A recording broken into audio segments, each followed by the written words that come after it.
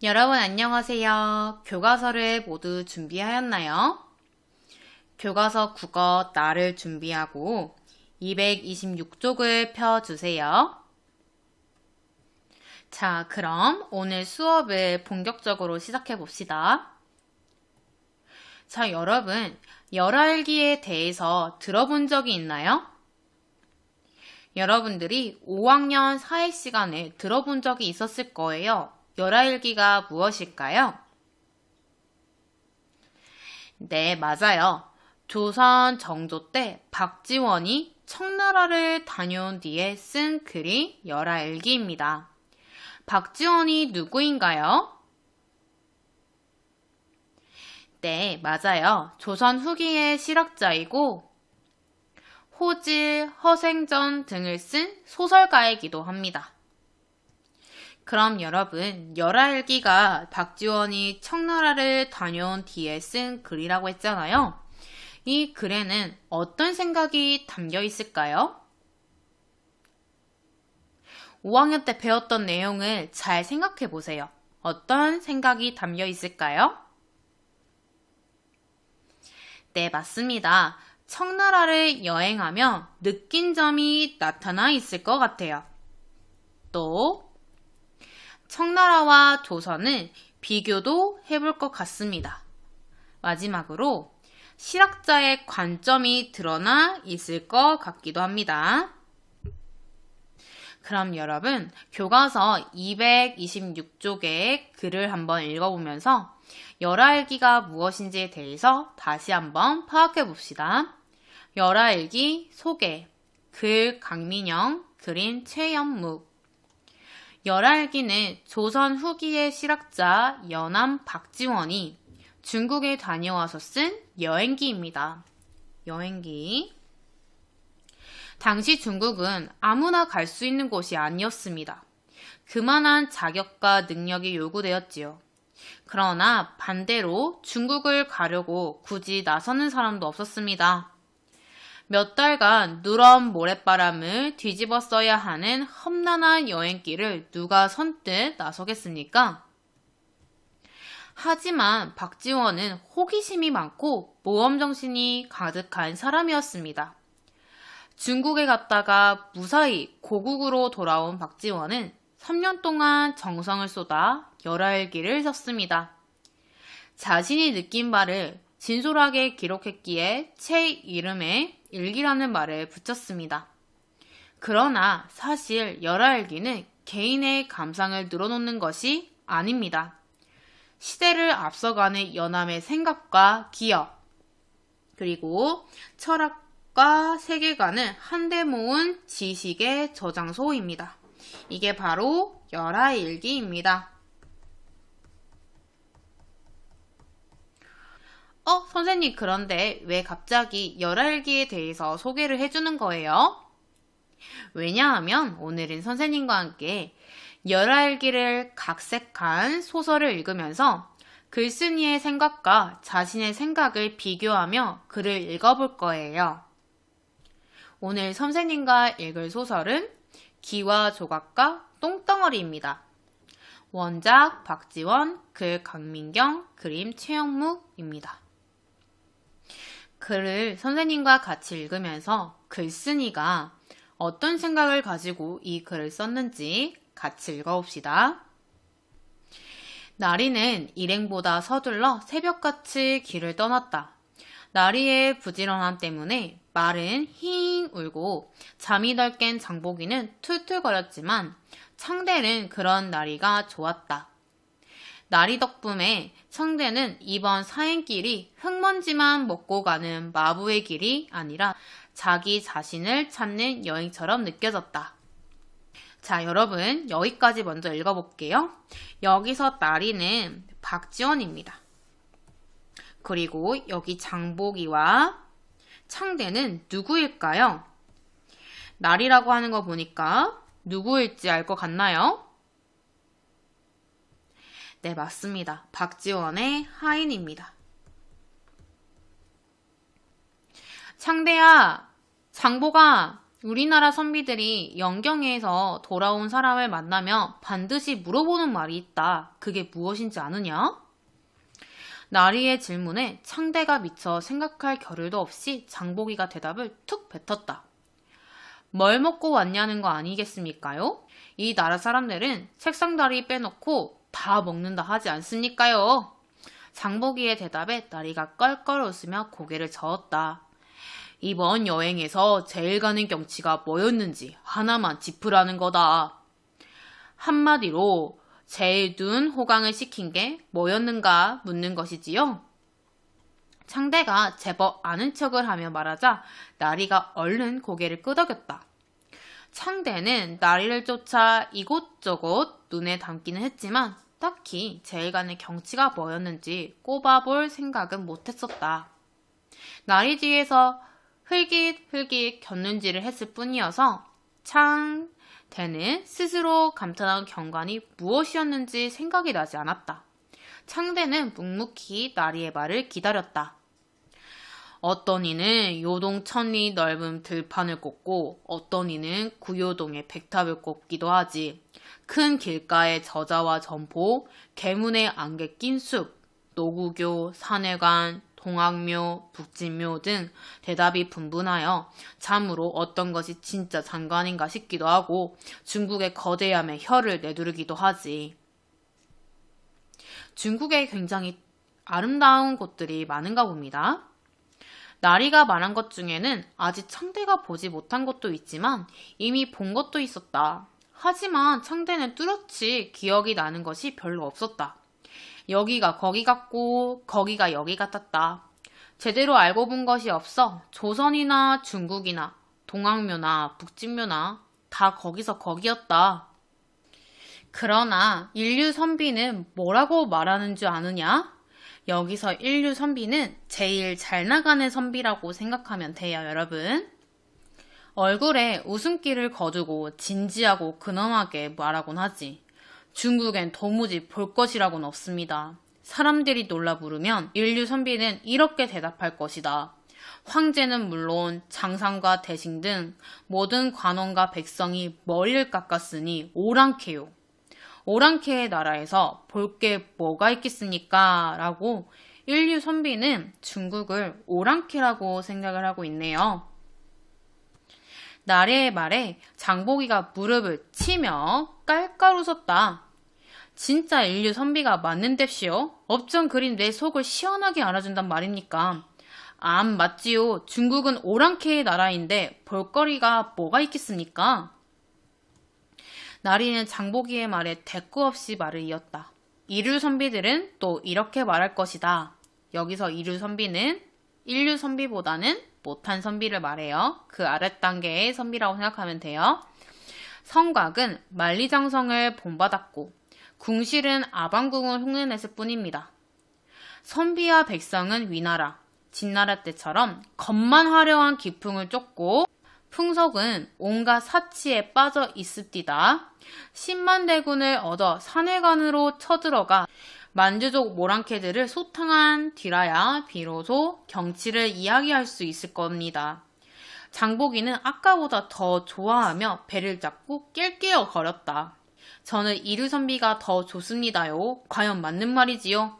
10만 대군으로 오랑캐를 쳐부수면 얼마나 속이 시원하겠습니까?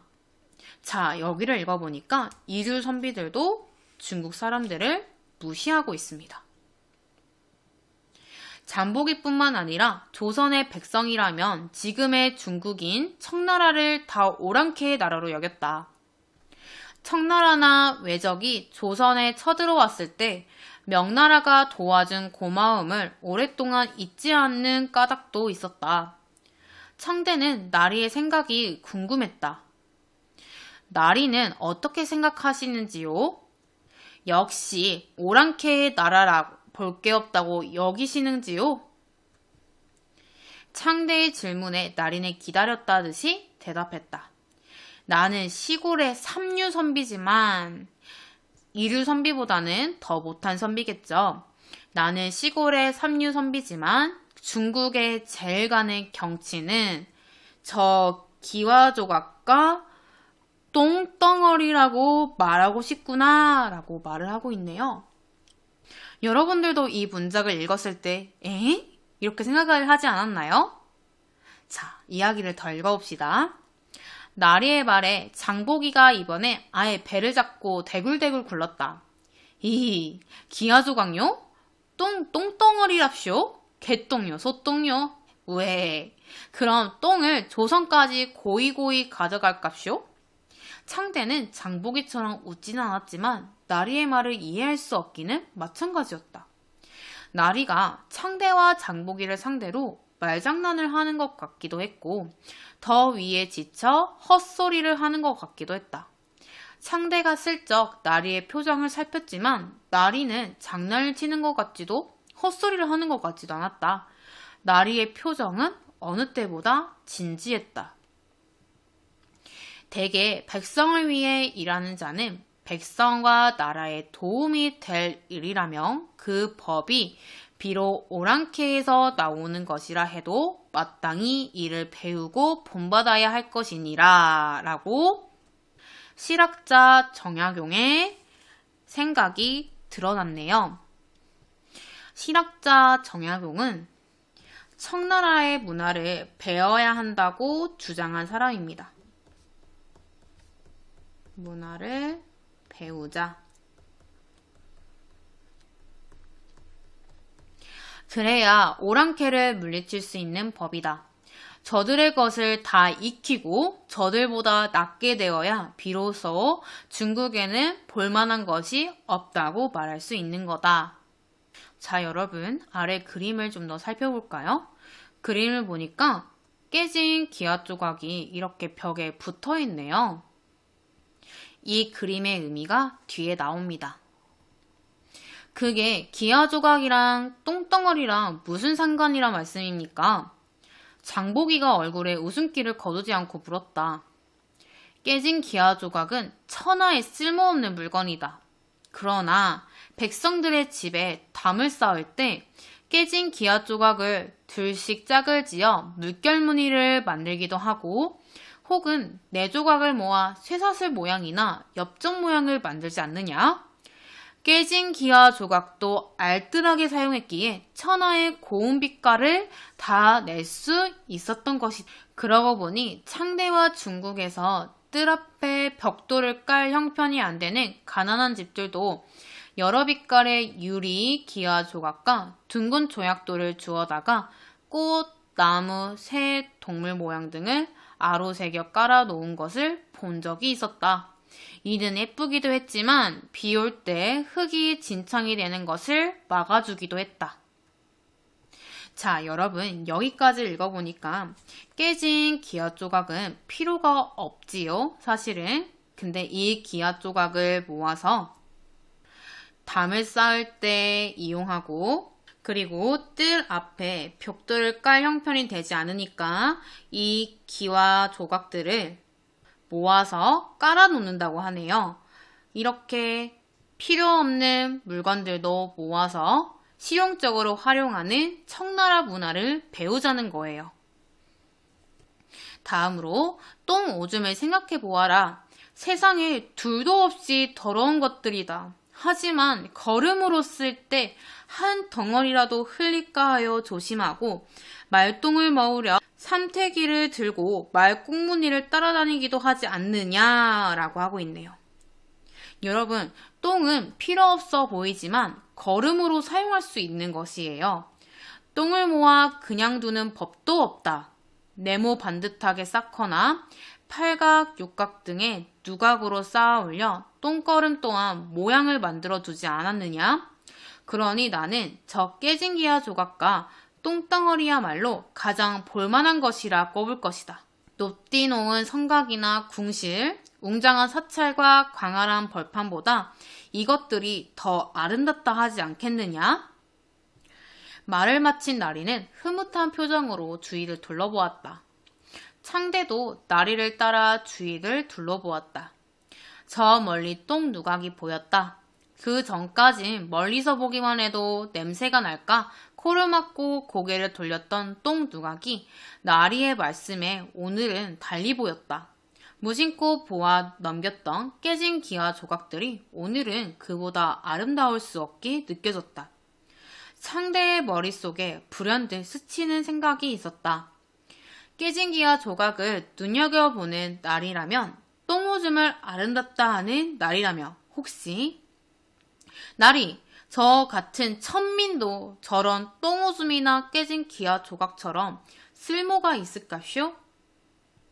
창대보다 먼저 입을 연 건 장보기였다. 자신의 생각과 비슷한 장보기의 말에 창대는 깜짝 놀라 정보기를 건너다 보았다. 낄낄거리며 웃던 장보기의 얼굴에는 어느새 장난기와 웃음기가 싹 걷혀 있었다. 나리에게 묻는 장보기의 말투도 사뭇 가라앉아 있었다. 나리는 대답 대신 장보기를 잠시 말없이 내려다보았다. 눈빛이 따뜻한 것 같기도 하고 흔들리는 것 같기도 했다. 창대는 나리의 대답이 너무나 궁금했다. 혹여 똥오줌보다 못할까? 깨진 기와 조각보다 쓸모가 없을까? 가슴이 조마조마했다. 창대가 느끼기엔 한 식경 같은 시간이 지나갔다. 여기서 식경이라는 것은 밥을 먹을 동안이라는 뜻으로 잠깐 동안이라는 뜻입니다. 똥과 기와 조각은 사람의 손길에 따라 쓰임새가 정해지기도 하고 버려지기도 하는 거다. 사람으로 태어나서 어찌 다른 사람의 손길만 기다리겠느냐. 스스로 쓰임새를 찾는다며 어찌 똥오줌이나 깨진 기와 조각의 쓰임새에 비하겠으며, 그렇지 못한다며 그야말로 길거리에 굴러다니는 개똥보다 못할 것이니라. 에이, 그게 뭡니까? 맞으면 맞는다, 아니면 아니다. 명확히 대답을 해주셔야지요. 장보기의 응석에 나리는 다시 한번 꼬집어 말하였다. 스스로의 가치는 스스로가 매기는 거야. 다른 사람에게 맡길 것이 아닌 거야. 라고 말을 하고 있네요. 그 이후로 장보기가 아무리 아양을 떨고 투정을 부려도 나리는 입을 열지 않았다. 창대는 나리의 말을 씻고 또 곱씹어 보았다. 스스로의 쓰임새를 스스로가 찾지 않으면 똥오줌, 깨진 기와 조각보다 못한다는 말은 창대의 가슴을 아프게 했다. 나의 쓰임새는 과연 무엇인가? 말꼬비를 잡고 흙먼지를 마시는 것밖에 세상에서 창대가 할 수 있는 일은 없어 보였다. 장보기는 그새 진지함은 개눈 감추듯 하고 흥얼흥얼 콧노래를 부르고 있었다. 창대는 저 멀리 서 있는 똥누각이 차라리 부러웠다 라고 이야기가 끝납니다. 선생님과 함께 기와 조각과 똥덩어리 글을 읽어보았습니다. 그럼 교과서 활동을 시작해 볼까요? 232쪽입니다. 기와 조각과 똥덩어리에 나타난 글쓴이의 생각을 찾아봅시다. 먼저 책 선생님이 말씀하시는 걸 살펴볼까요? 글에 담긴 글쓴이의 생각을 파악하려면 제목, 글쓴이의 생각이 담긴 표현 따위를 살펴야 해요. 이 글은 글쓴이가 나리의 말로써 자신이 전하고 싶은 의도와 목적을 나타냈어요. 뒷부분에 특히 드러납니다.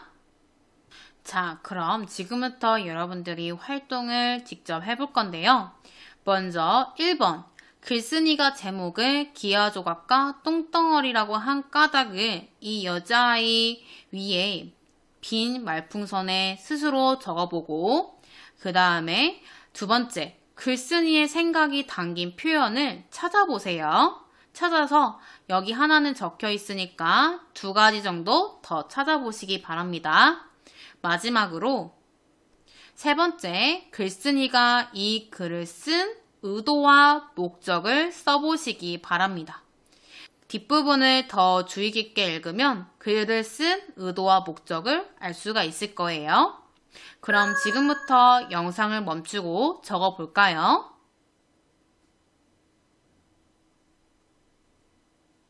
자, 여러분 다 적었나요? 그럼 선생님과 살펴볼까요? 1번, 글쓴이가 제목을 기와 조각과 똥덩어리라고 한 까닭은 무엇일까요? 네, 글쓴이는 나리가 중국에서 기와 조각과 똥덩어리를 인상 깊게 봤다고 생각했기 때문이에요. 선생님은 또 이렇게 생각을 합니다. 세상에 쓸모없는 것은 없다는 것을 알려주고 싶어서 기하조각과 똥덩어리를 활용해 말한 것 같아요. 사실 깨진 기하조각과 똥덩어리 그 자체는 필요가 없잖아요. 하지만 이런 기하조각과 똥덩어리도 쓸모있게 활용할 수 있다는 것을 말해주고 싶어 하는 것 같았어요. 선생님이랑 생각이 조금 달라도 괜찮습니다. 자, 그럼 두 번째. 글쓴이의 생각이 담긴 표현을 찾아보았나요? 어떤 표현을 찾았나요? 먼저 교과서에 제시된 것은 깨진 기하 조각도 알뜰하게 사용했기에 천하의 고운 빛깔을 다 낼 수 있었던 것이다. 그리고 사람으로 태어나서 어찌 다른 사람의 손길만 기다리겠느냐라는 표현도 찾아보았습니다. 띄어쓰기가 안 되어 있었네요. 자, 그리고 스스로의 가치는 스스로가 매기는 거야 라는 표현이었습니다. 선생님은 이렇게 두 개의 문장을 찾아보았습니다. 선생님은 이 마지막 문장, 스스로의 가치는 스스로가 매기는 거야. 와, 정말 마음에 와닿는 표현이네요. 자, 그러면 세 번째, 글쓴이가 이 글을 쓴 의도와 목적은 무엇일까요? 네, 맞습니다. 조선시대 사람들에게 신분제도, 사물의 가치 따위에 대해 다른 관점으로도 생각할 수 있게 하려고 이 글을 썼다고 생각합니다. 신분이 낮더라도 스스로의 가치를 스스로 찾으라는 의미에서 이 글을 쓴 것 같습니다. 자, 여러분, 한차시 수업이 끝났습니다. 잠시 휴식을 취하고 영상을 이어보세요.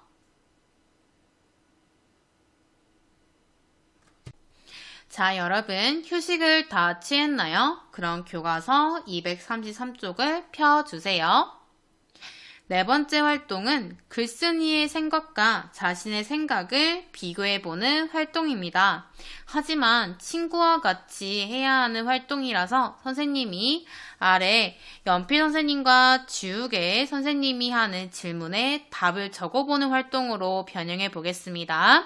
자, 그럼 먼저 나리가 중국에 제일 가는 경치를 기하조각과 똥덩어리라고 한 까닭은 무엇일까? 라는 질문과 그리고 나리는 왜 스스로의 가치는 스스로가 매기는 것이라고 했을까?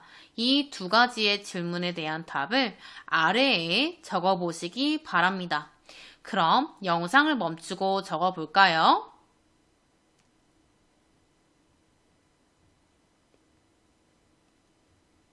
모두 다 적었나요? 나리가 중국에 제일 가는 경치를 기하조각과 똥덩어리라고 한 까닭은 무엇인가요? 네, 맞습니다. 겉보기에는 볼품없지만 궁궐이나 성곽에 비해 백성들에게는 도움이 되는 것들이어서 중국에 제일 가는 경치를 기하조각과 똥덩어리라고 했습니다. 그럼 여러분, 나리는 왜 스스로의 가치는 스스로가 매기는 것이라고 했을까요? 선생님은 이렇게 적어보았답니다.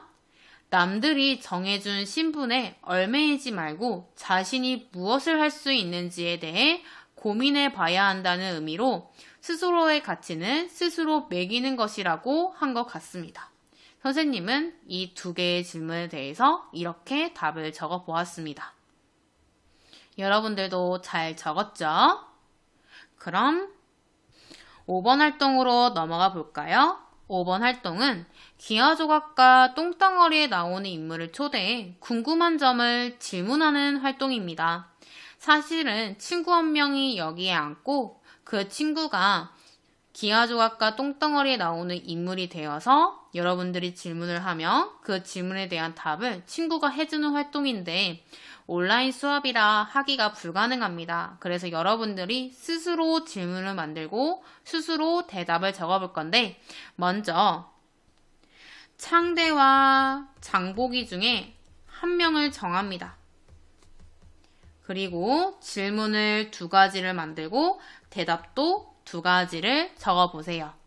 선생님이 예시를 보여줄 거예요. 선생님은 예시를 교과서에 정리를 할 거니까 여러분들도 여러분들의 질문과 답을 교과서에 정리해 보시기 바랍니다. 자, 우선 책 선생님이 하시는 말씀을 살펴볼까요? 인물의 상황, 마음, 생각, 인물에게 하고 싶은 말 따위를 떠올려 질문을 해봐요. 그리고 대답하고 싶은 사람이 의자에 앉아 답해봐요. 그럼 지금부터 선생님이 예시를 보여줄게요. 먼저 선생님은 창대에게 질문을 할 거예요. 첫 번째 질문은 이류 선비의 생각을 듣다가 나리의 생각이 궁금해진 까닭은 무엇이냐고 창대에게 질문을 해보았어요. 그랬더니 창대가 이렇게 대답을 했을 것 같아요. 나리도 청나라를 오랑캐 나라로 여기는지 궁금했기 때문에 라고 대답했을 것 같습니다. 자, 그리고 2번째 질문도 만들어 보았어요. 나리가 중국에 제일 가는 경치를 기아조각과 똥덩어리라고 말했을 때 어떤 생각이 들었나요? 라고 질문을 해보았답니다. 그랬더니 이렇게 대답했을 것 같아요. 예상치 못한 대답을 들어서 당황했어요 라고 말했을 것 같네요. 선생님처럼 인물을 창대와 장보기 중에 한 명을 고르고 질문을 2가지를 만들어 보세요. 그리고 질문에 대한 답도 아래 적어 보시기 바랍니다. 그럼 지금부터 영상을 멈추고 교과서 233쪽에 비어있는 공간에 질문을 만들고 정답을 적어 볼까요? 그럼 시작해 보세요. 시작! 자, 모두 다 정리해 보았나요? 자, 그럼 오늘의 마지막 활동으로 넘어가 봅시다. 글쓴이의 생각과 여러분들의 생각을 한번 비교해서 이야기를 해 볼까요? 혹시 여러분들은 글쓴이의 생각을 파악하고서는 여러분들의 생각과 같은 점이나 다른 점이 있었나요? 선생님은 같은 점이 더 많았는데요. 우선 글쓴이의 생각처럼 자신의 가치는 자신이 만드는 것이니까 스스로 노력하는 삶을 살아야 한다고 생각을 했어요. 그리고 하나 더 생각을 했는데요. 다른 사람의 도움을 받으려고 하지 말고 스스로 자신이 할 수 있는 일을 찾아야 한다고 생각이 들었답니다. 여러분들은 글쓴이의 생각을 파악한 뒤에 어떤 생각이 들었었나요? 선생님과 비슷한 생각이 들었었나요? 선생님처럼 글쓴이의 생각을 자신의 생각과 비교하며 읽으면 글을 더 비판적으로 읽을 수 있으며 여러분들의 생각을 점검하는데 도움이 될 수 있으니 꼭 글을 읽을 때 글쓴이의 생각과 자신의 생각을 비교하면서 이야기를 읽어보시기 바랍니다. 오늘도 선생님과 열심히 공부를 해보았습니다. 다음 시간에는 착한 사마리아인 법에 관한 토론을 해보겠습니다. 그럼 다음 시간에 만나요.